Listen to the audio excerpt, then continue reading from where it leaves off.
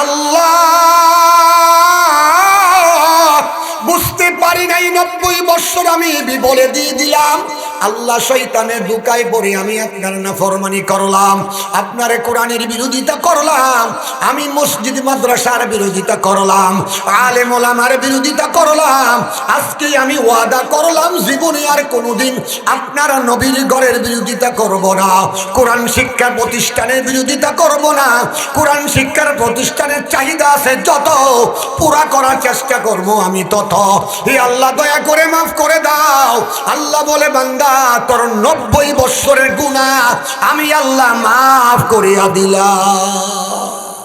বাবা মার্কেটের বাজার দোকানপাট আজকে শেষ হবে না, দিন দিন থাকবে, কিন্তু এই মাদ্রাসার মাহফিল আগামী দিন আর থাকবে না। দোস্ত রাত 11টা 12টার পরে আর এই মাঠে মাহফিল থাকবে না।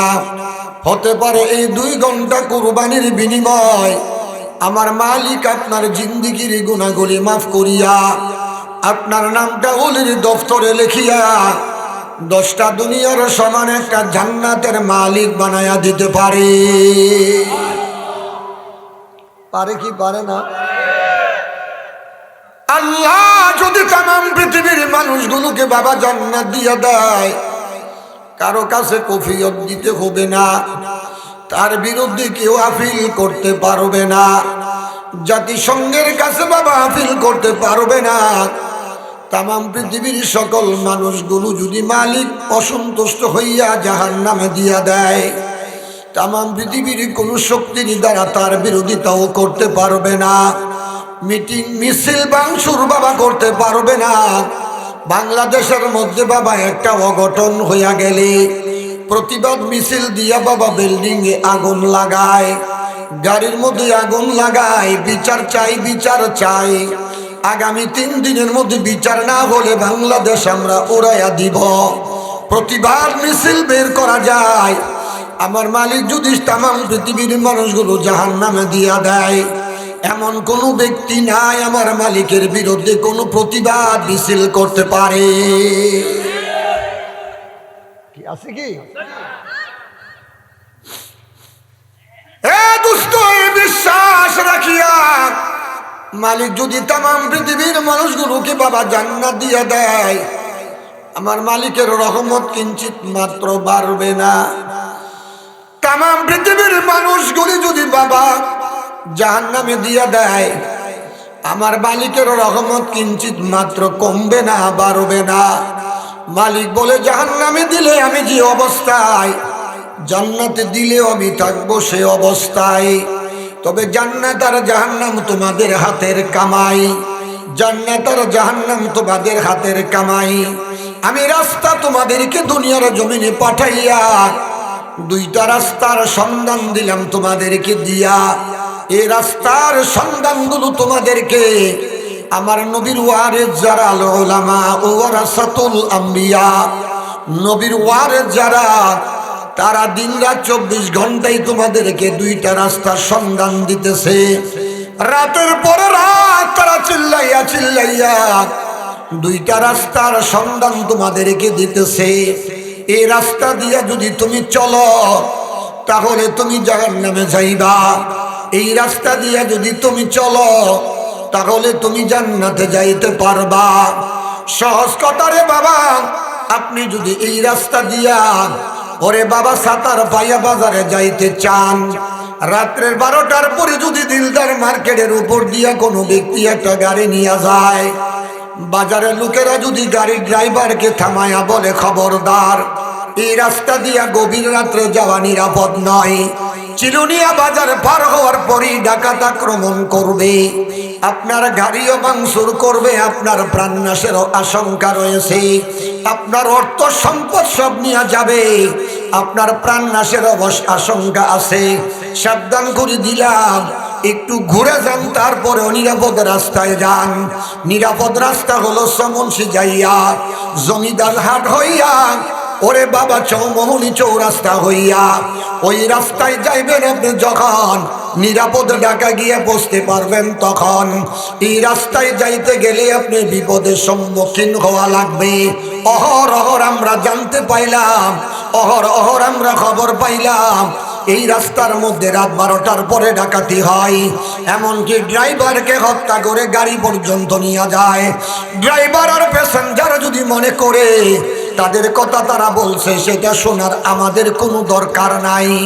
আমরা সহজ রাস্তা অল্প রাস্তা থুইয়া এত বড় গুরুনা কেন করতে যাব?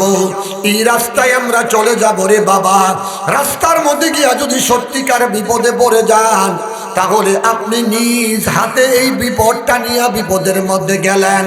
তেমনি ভাবে উলামায়ে কেরাম আল উলামা ওয়ারাসাতুল আম্বিয়া সমস্ত নবীর ওয়ারিসগণ ডাকিয়া ডাকিয়া বারবার বলতেছে, ও আল্লাহর বান্দা নবীর উম্মতের দল, তোমরা যে রাস্তা দিয়ে চলতেছ রে যুবক, যে রাস্তা দিয়ে চলছ রে যুবতী, এই রাস্তা দিয়ে গেলে তোমরা কিন্তু বিপদে পড়বা। এই রাস্তার খবর আমরা জানি, তোমরা জানো না। কোরআন ও হাদিসের দ্বারা আমরা রাস্তার খবর পরিপূর্ণ ওয়াকিবহাল। আমরা জানি রাস্তায় গেলেই তোমরা জাহান্নামে যাইবা। যদি একটু কষ্ট করো, এই রাস্তাটা ছেড়ে দাও, হালাল রুজি করলে একটু কষ্ট হবে, তবে ক্ষণিকের জন্য কষ্ট হবে। 5 ওয়াক্ত নামাজ পড়লে একটু কষ্ট হবে, মসজিদ মাদ্রাসার সঙ্গে সুসম্পর্ক রাখলে একটু কষ্ট হবে। সামান্যতম একটু কষ্ট যদি করতে পারো রে বাবা, জেনে রাখো অনন্তকাল তুমি জান্নাতে থাকতে পারবা।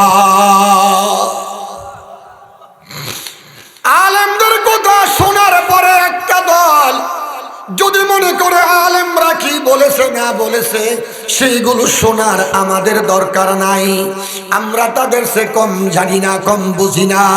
আলেমদের কথা না মানিয়া নিজের ইচ্ছায় যদি বাবা ভুল রাস্তা দিয়া চলে, মৃত্যুর পরে জাহান্নামে যখন যাবে, জাহান্নাম যখন চোখে দেখবে, হাজারো চেষ্টা করলে আর ওই রাস্তার থেকে ফিরে আসার সুযোগ পাওয়া যাবে না। যদিও বাবা কবরে যাওয়ার পরে জাহান্নাম চোখে দেখবে, কিন্তু বাবা ওই রাস্তার থেকে ফিরে আসার আর সুযোগ পাওয়া যাবে না। সুযোগ থাকে কতদিন? দুনিয়াতে তুমি হায়াতে জিন্দেগি নিয়ে বেঁচে আসো যতদিন, রাস্তা ঘুরাইয়া সঠিক রাস্তার সন্ধান নিয়া চলার সুযোগ আছে ততদিন। ঠিক মনে করতে হবে আজকার মাহফিল আমার জীবনের শেষ, এই মাহফিল থেকে তওবা করে যাইতে হবে। যুবকের দল পাগলামি করছো তোমরা, ফেসবুক লইয়া ইউটিউব লইয়া সারা রাতের রাত তোমরা আড্ডা দিচ্ছ। যুবকের দল যুবতীর দল তোমরা পাগল হইলা। আজকের মাহফিলে তোমরা ওয়াদা করো জীবনে আর তোমরা উলামায়ে কেরামের কথা অমান্য করবে না। এই মাহফিলে ওয়াদা করলে আল্লাহ তোমার গুনাহগুলি মাফ করিয়া জান্নাতের মালিক বানায়া দিতে পারে।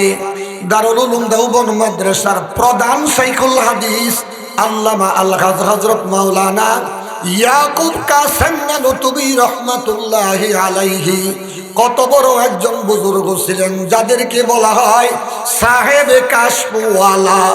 যারা বাবা মুরাকাবায়ে মুশাহাদায় বসে গেলে সপ্তম আকাশের উপরে কি আছে আর না আছে জমিনে থাকিয়াই সব দেখতে পাইত। চক্ষু বন্ধ করলে সব দেখতে পাই। কত বড় সাহেবে কাশফওয়ালা, সাহেবে আলেমওয়ালা ছিলেন ইয়াকুব কাসেম নানুতুবি রহমাতুল্লাহি আলাইহি। ইবাদতকে বাবা কত গুরুত্ব দিত, আমলকে কত গুরুত্ব দিত, এই ব্যাপারে কিতাবে একটা ঘটনা উল্লেখ করে। তিনি একদিন আসরের নামাজ পড়ার জন্য দারুল উলুম দেওবন্দ মাদ্রাসার মসজিদের মধ্যে যাচ্ছে, কিন্তু এত বড় একজন আলেম বুজুর্গ, লোকেরা দেখিয়াই সামনে দাঁড়াইয়া সালাম মুসাফা করতে শুরু করছে। সহজ একটা কথা, আমরা যখন নরসিংদী থেকে নোয়াখালী মাহফিলে বাবা প্রবেশ করি, অনেক লোকের রাস্তায় দাঁড়াইয়া দাঁড়াইয়া সালাম মুসাফা, গাড়ির সামনের দিকে আসে গাড়ির গ্লাস নামাইয়া দিতে হয়, হাত দিয়া দিয়া মুসাফা করতে হয়, আস্তে আস্তে সামনে আগাইতে হয়।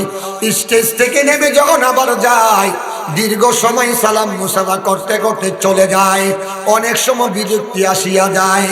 কাসেম নানুতুবি, ইয়াকুব কাসেম নানুতুবি রহমাতুল্লাহি আলাইহি মসজিদের মধ্যে যাচ্ছে নামাজ পড়ার জন্য, কিন্তু মুরব্বীরা বরকতের জন্য সালাম মুসাফা আল্লাহর ওলির হাত ধরে মুসাফা করতে পারলেই তো অনেক বড় একটা বরকত।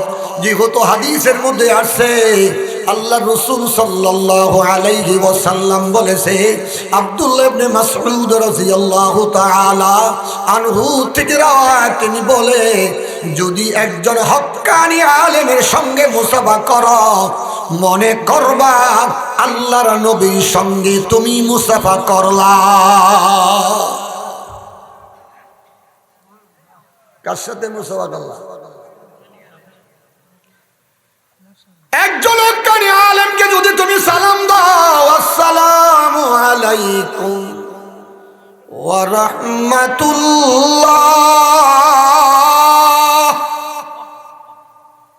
মনে করবা তুমি আল্লাহ নবীরই সালাম দিলা। তিনি কি বলছে? ওয়া আলাইকুমুস সালাম ওয়া রাহমাতুল্লাহি ওয়া বারাকাতুহু। মাবুদ গো, তিনি দোয়া করছে আমার উপরে শান্তি রহমত বর্ষিত হওয়ার জন্য, আমিও দোয়া করলাম আপনার বরকতে শান্তি রহমত বরকত তিনার উপরে বর্ষিত করুন। একজন আলেমকে যদি বাবা সালাম দেন, তিনি সালামের জবাব দিল, ওরে বাবা আল্লাহর নবীকে সালাম দেওয়া হলো, আর তিনি যদি বলে ওয়া আলাইকুমুস সালাম, তিনি দোয়া করলো আল্লাহ তিনার উপর শান্তি রহমত বরকত বর্ষিত করুন। আল্লাহর নবী সরাসরি যেন আপনার জন্য দোয়া করেছে।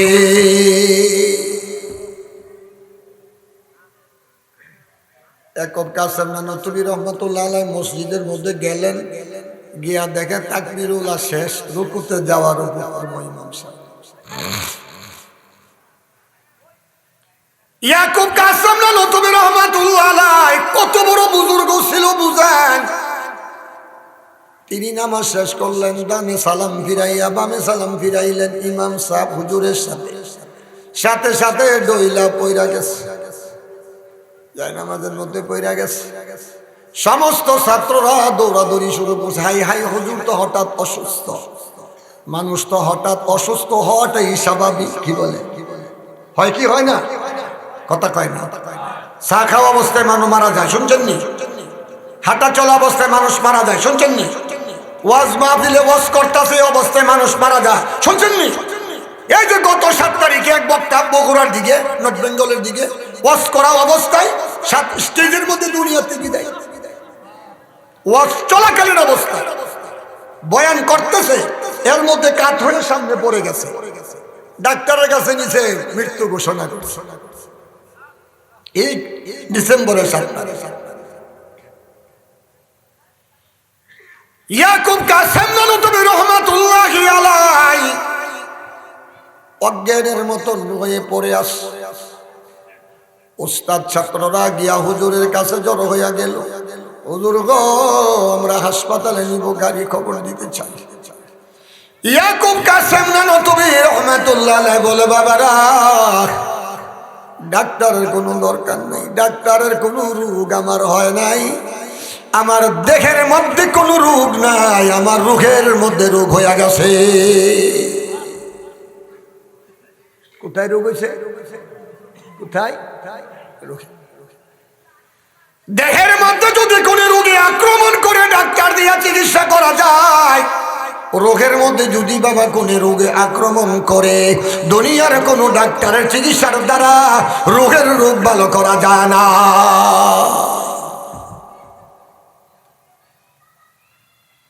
হুজুর বুঝতে পারলাম না ঘটনাটা কি? বাবারা বুঝতে পারলেন না? শুনেন, আমি মসজিদে যখন আসরের জামাত পড়ার জন্য প্রবেশ করি, লোকজন আমাকে সালাম দিতেছে, মুসাফা করতেছে, কাউকে আমি বাধা দিতে পারি না। আমার বিবিকে বাধা দিল, তারা অতি মহব্বত করিয়া নবীর ওয়ারিস মনে করিয়া সালাম দেয়, মুসাফা করে। আমি কিভাবে তাদেরকে বাধা দিব? বিবিকে বাধা দিছে। কিন্তু মসজিদে প্রবেশ করার পরে দেখতে পারলাম তাকবীর ওলা ছুটে গেছে, বড় একটা ক্ষতি হয়ে গেছে। আমি একুব কাসেম নানতুবি সালাম ফিরানোর পরে আমার রুহের মধ্যে আক্রমণ করছে, রুহের মধ্যে পেরেশানি বাড়ি বেড়ে গেছে। হাই হাই, না জানি মাগরিবের আগে আমার মৃত্যু চলে আসে। যদি মাগরিবের আগে আমার মৃত্যুটা চলে আসে, আমাকে যখন কবরের মধ্যে রাখা হবে, মালিকের আদালতে গিয়া জবাব দিতে হবে, আমলের হিসাব দিতে হবে। মালিক যদি আমার জিজ্ঞাসা করে, ইয়াকুব তোমার জীবনের শেষ নামাজটুকু কেন তুমি তাকবীর উলার সাথে পড়তে পারলা না?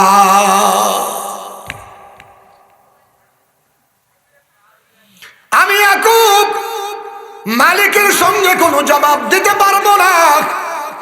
এই যে একটা পেরেশানি আমার রুহের মধ্যে এসে গেছে, সেই জন্য আমি অসুস্থ হয়ে গেছি। বাবারা, তোমরা আমার জন্য দোয়া করো। মাগরিবের নামাজটুকু যদি আমি জামাতের সঙ্গে আদায় করতে পারি, মাগরিবের নামাজটা যদি আমি তাকবীর উলার সাথে আদায় করতে পারি, আমার রুহের অসুখ, রুহের বিমার এমনি ভালো হয়ে যাবে, এমনি এমনি ভালো হয়ে যাবে। মাগরিবের নামাজ যখন আমি তাকবীর উলার সাথে পড়বো, আর চিন্তা নাই, আসার আগে যদি আমি মরে যাই, শেষ নামাজটা তাকবীর উলার সাথে হয়ে গেছে, আমার আর হিসাব দিতে হবে না। এই পেরেশানির জন্য আমি অসুস্থ হয়ে গেলাম। দুস্তরা এবার চিন্তা করো, কত বড় আমলের প্রতি কত গুরুত্ব ছিল, অথচ আমি আর আপনি ফজরের নামাজটা চলে যাই, খবর নাই। জোহরের নামাজ চলে যায়, খবর নাই। তাকবীর উলা তো বাবা বহু দূরের কথা, নামাজ চলে যায় বাবা, আমাদের খবর থাকে না। দোকানে বৈশা গল্প করে, চা খায়, এদিক দিয়া বাজারের মসজিদে জমাত হয়, খবর নাই, গপ্প মারে আর চা খায়। দুনিয়ার মানব জাতি, আমি আপনাদেরকে হুঁশিয়ারি সংকেত দিয়ে যায়, এটা শুধু আমার কথা নয়, তাম পৃথিবীর সকল উলামায়ে কেরামের কথা। বাবাজি, কোনো মুহূর্তে আপনার কাছে মৃত্যু আসতে পারে, রক্ষা পাবেন না। প্রত্যেকটা মানুষের বাবা চারটা আশা দুনিয়ার জমিনে আছে, একটা আশাও দুনিয়ার জমিনে পূরণ হবে না। কয়টা আশা আছে? আরো দূরে কয়টা? চারটা আশা আছে। নারী হোক আর পুরুষ হোক, সবার মধ্যে চারটা আকাঙ্ক্ষা, চারটা আশা আছে। চারটা আশার একটি আশাও দুনিয়াতে পূরণ হবে না। আর এইগুলো দুনিয়াতে পূরণ হওয়ার জায়গা না, দুনিয়াটা এইগুলো পূরণ হওয়ার জায়গা না। এইগুলো পূরণ হবে কোথায়?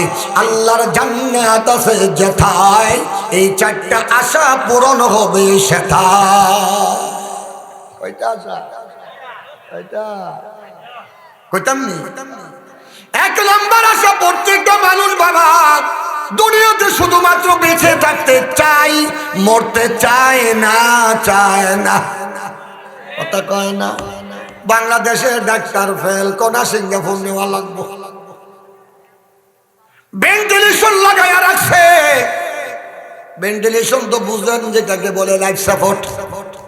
তার তো নাকের ভিতরে মুখের ভিতর দিয়া, নিজের কোনো শক্তি নাই, মেশিনের মাধ্যমে বাতাস ভিতরে আনা নেওয়া করে, তাকে বলে ভেন্টিলেশন।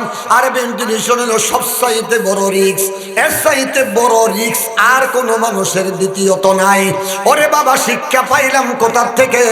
আমার আপন বড় ছেলের ঘরে নাতনি নিয়ে যখন ইন্ডিয়াতে গত 3 মাস আগে গেলাম, ভেন্টিলেশন লাগাইয়া দেওয়ার পরে ডাক্তারকে জিজ্ঞাসা করলাম, স্যার রোগীর রিস্ক কেমন আছে? সর্বোচ্চ রিস্ক, তার উপরে আর কোনো রিস্ক নাই। ভেন্টিলেশন যে রোগীকে লাগানো হয়, এই রোগীর মতন রিস্ক আর দ্বিতীয়ত কারণ, সর্বোচ্চ রিস্ক। ভেন্টিলেশন লাগাইছে বাংলাদেশে, আবার কি আর হাসপাতালে। বাংলাদেশের সবচেয়ে উন্নত চিকিৎসা হলো এবার কি আর হাসপাতাল, ব্যয়বহুল বেশি। ইউনাইটেড হাসপাতাল, স্কয়ার হাসপাতাল, বারোডিম হাসপাতাল, বড় বড় হাসপাতালে, বেনিসিনা হাসপাতাল, এইগুলো ফেল। এবার চিন্তা করে নিব সিঙ্গাপুর, সিঙ্গাপুর নেবার পরে চিন্তা করে নিব লন্ডন, লন্ডন নেবার পরে চিন্তা করে আরো কোন দেশে নেওয়া যায়। তার অর্থ হলো বাঁচতে চাই, মরতে চায় না। কি কথা কোন না কা? এক নম্বর আশা কি? খালি বাঁচতে চায়, মরতে কেউ চায় না। ডাক্তার বলে টাকা লাগবে 50 লক্ষ, রোগীর গার্জিয়ান বলে 50 লক্ষ টাকা বড় কথা নাই, আমার বাবা বাঁচবে কিনা সেটা বলো। আসলে সেও কইলাম জানে একদিন মরবো, এরপরেও বাঁচতে চায়। এক নম্বর দাবি, বাবা দুনিয়া থেকে মরতে চায় না, শুধু বাঁচতে চায়, তারপরেও বাবা বাঁচতে পারে না। সময় শেষ করে না, মরে গেছে, বলে ভেন্টিলেশন দিয়া আইসিইউতে নিরাপদে রাখা আছে। আসলে মরে গেছে, খবরটা বের হবে একদিন, গোপন রাখার কোনো সুযোগ নাই। মানুষ মরতে চায় না, তারপরেও মরতে হবে। 2 নাম্বার আশা হলো রে বাবা, প্রত্যেকটা মানুষ শুধু জোয়ান থাকতে চায়, একটি মানুষও বুড়া হতে চায় না। যুবকের আশা আজীবন যুবক থাকবো, আমার পিছে সবাই দৌড়াইব। বাস্তব না বাস্তব? সব কথা ভাঙ্গা কোন লাগবে না, বুঝালাম যুবকের আশা নাকি? যুবকরা চিন্তা করে আজীবন আমি যুবক থাকবো, আমার পিছনে যুবতীরা দৌড়াইব।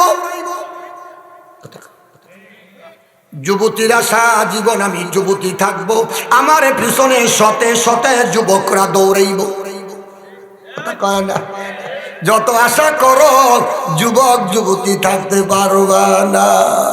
চামড়া একদিন ঢিলা হবে, মুখের দাঁত একদিন পড়ে যাবে, মাথার চুল পেকে যাবে। দুনিয়ার কোন শক্তির দ্বারা যৌবনকাল আটকাইয়া রাখা যাবে না। যৌবন কাল আটকায় রাখার জায়গা দুনিয়াতে নয়, এটা হলো আল্লাহর জান্নাতে। আমার নবী, আপনার নবী, মায়ার নবী, দয়ার নবী, কুল মাখলুকাতের নবী, শরীয়তের পয়গম্বর মুহাম্মদ আরবি সাল্লাল্লাহু আলাইহি ওয়াসাল্লাম বলে, আল্লাহর জান্নাতে যারা যাবে তারা কখনো বুড়া হবে না। ক্বালান নবী সাল্লাল্লাহু আলাইহি ওয়াসাল্লাম, ইয়াদখুলু আহলুল জান্নাতা জান্নাতা জুরদান মুরদান মুকাফিলিন আবনা সালাসিনা আও সালাসিন ওয়া সালাসিনা সানা। আমার নবী বলে, ও যুবক যুবতীর দল, বুঝে রাখো, দুনিয়াতে যত চেষ্টাই করো তোমরা যুবক যুবতী থাকতে পারবা না। মরার পরে যখন তুমি জান্নাতি হইবা, কোনদিন তুমি আর বুড়া হইবা না। আল্লাহু আকবার। কোনদিন বুড়া হইতা না। 30 থেকে 33 বছর নওজোয়ান তুমি থাকবা। সেজন্য সে হাদিসের ব্যাখ্যা কবিতা বানাইলাম, সেটাই সদা করবে বিরাজ অনন্ত যৌবন, সেটাই সদা করবে বিরাজ অনন্ত যৌবন। অসুখ বেসুখ বুড়া বাই আসবে না কখন, অসুখ বেসুখ বুড়া বাই আসবে না কখন। সেইখানেতে বর্ষা কিংবা নাই গো গরম শীত, সেইখানেতে বর্ষা কিংবা নাই গো গরম শীত। বসন্তকাল চিরটি কাল সেটাই উপস্থিত। আল্লাহু আকবার বলেন। 3 নাম্বার আশা প্রত্যেকটা মানুষ আশা করে শুধুমাত্র সুস্থ থাকার জন্য, যাতে কোনোদিন সে অসুস্থ না হয়। ঠিক না বে? ঠিক। কোন মানুষ কি অসুস্থ বেলাকে চায়? হ্যাঁ, খালি আশা আল্লাহ ও জীবন আমার একটু জ্বরও দিয়েন না, আমাশও দিয়েন না, ঠান্ডা কাশিও দিয়েন না। যদি অসুস্থ হয় খালি আমারও হয়ে দেয় আল্লাহ, খালি আমারই একটার পরে একটা অসুখ লাগায় তোরে। হ্যাঁ গোবারি লাল মিয়া জীবনও দেখি না কোনো অসুখ হয়েছে। কথা কয় না, কি বলেন? খালি সুস্থ থাকতে চায়। আল্লাহ কয় দুনিয়াতে তুমি চেষ্টা করলেই সুস্থ থাকতে পারবা না, একদিন সুস্থ আর একদিন অসুস্থ, তার নাম হলো দুনিয়া। তার নাম কি? তার নাম কি? আজকে তুমি সুস্থ, আগামীকাল অসুস্থ, এটার নামই হলো দুনিয়া। সুস্থ থাকার জায়গা হলো বাবা আল্লাহর জান্নাতে। আল্লাহর জান্নাতে যাবে যারা, কখনোই অসুস্থ হবে না তারা। আল্লাহর জান্নাতে যাবে যারা, কখনোই বুড়া বুড়ি হবে না তারা। আল্লাহর জান্নাতে যাবে যারা, ওরে বাবা কখনই অসুস্থ হবে না তারা। 3 নাম্বার, কোনো মানুষ অসুস্থ হতে চায় না, শুধুমাত্র সুস্থই বাবা থাকতে চায়। যুবকরাও চায় সুস্থ থাকার জন্য, যুবতীও চাই সুস্থ থাকার জন্য, বাবাও চাই সুস্থ থাকার জন্য, দাদা দাদিও চাই সুস্থ থাকার জন্য। চিন্তা করে অসুস্থ হইলে কেউ আমাকে দেখতে পারবে না, সুস্থ থাকবো যতদিন, আমার পিছে দৌড়াবে ততদিন। সুস্থ থাকতে এরপরেও অসুস্থ। আল্লাহ, হাসপাতাল গেলে মনে হয় পৃথিবীর একটা লোক অসুস্থ নাই, সব বেড়াবে। কি বলে? হাসপাতাল গেলে মনে হয় সব রুগী। বাস স্ট্যান্ড গেলে, টার্মিনালে গেলে মনে হয় সব। বাস স্ট্যান্ডটা বইয়া রয়েছে, বাইতে একটা লোক নাই। কথা কয় না? কি ভাই, ঠিক না বেটি? সুস্থ থাকার আশা করতেছে, কয় আশা গেল? 3টা গেল। কয়টা গেল? কয়টা? 1 নাম্বার, মরতে চায় না তারপরও মরবো, মরতে চায় না তারপরও থাকতে পারে না। 2 নাম্বার, কোনোদিন মানুষ বুড়ো হতে চায় না তারপরও জোয়ান থাকে না। 3 নাম্বার, কখনো মানুষ অসুস্থ হতে চায় না তারপরও সুস্থ থাকতে পারে না। 4 নাম্বার, মানুষের আশা হলো মাবুদ গো, আমি যেন কোনোদিন কোনো পেরেশানিতে না পড়ি। দোস্ত, কোনো মানুষ পেরেশানিতে পড়তে চায় না, খালি শান্তিতে থাকতে চায়। আল্লাহ কোনা শান্তিতে থাকার জায়গা দুনিয়া না, দুনিয়াটা শান্তি এবং অশান্তির জায়গা। একদিন তোমার শান্তি, আরেকদিন হবে তোমার অশান্তি, তার নাম হলো দুনিয়া। শান্তিতে থাকবা একমাত্র আমার জান্নাতে। আমার জান্নাতে প্রবেশ করবে যারা, কোনো দিন অশান্তির লেশ মাত্র পাবে না তারা।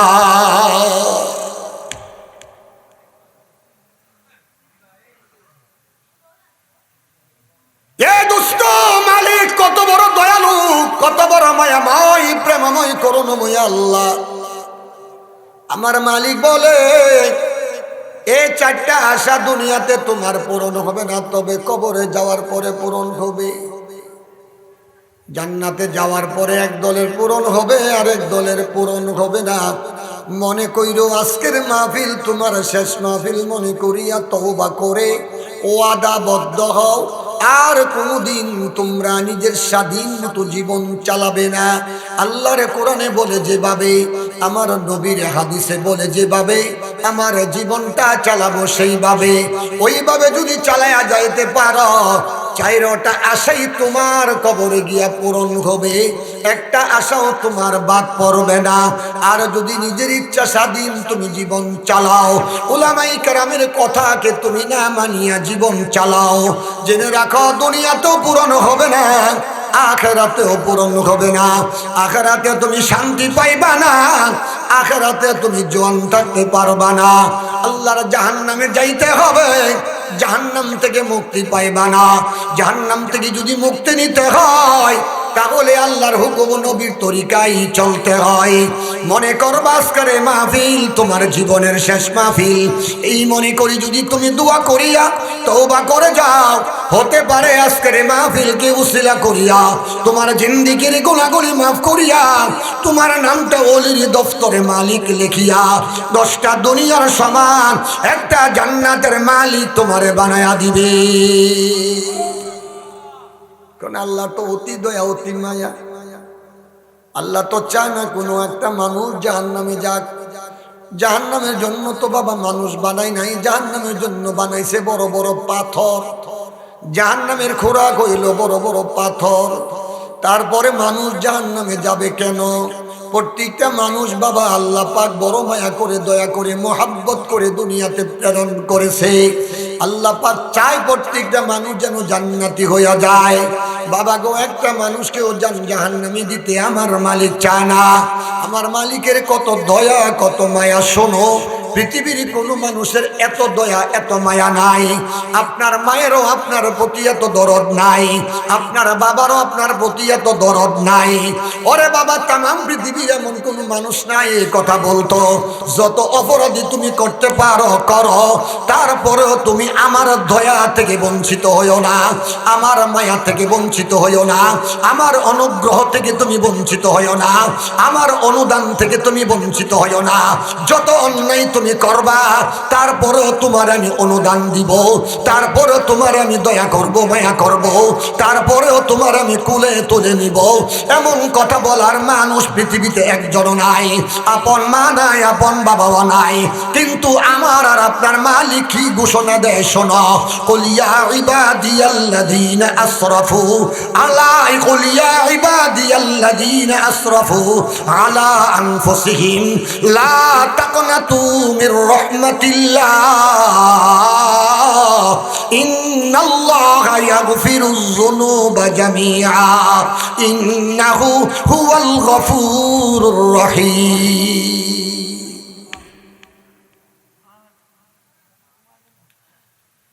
মালিকের কত দয়া কত মায়া বুঝানোর জন্য সে আয়াতটা তেলাওয়াত করা।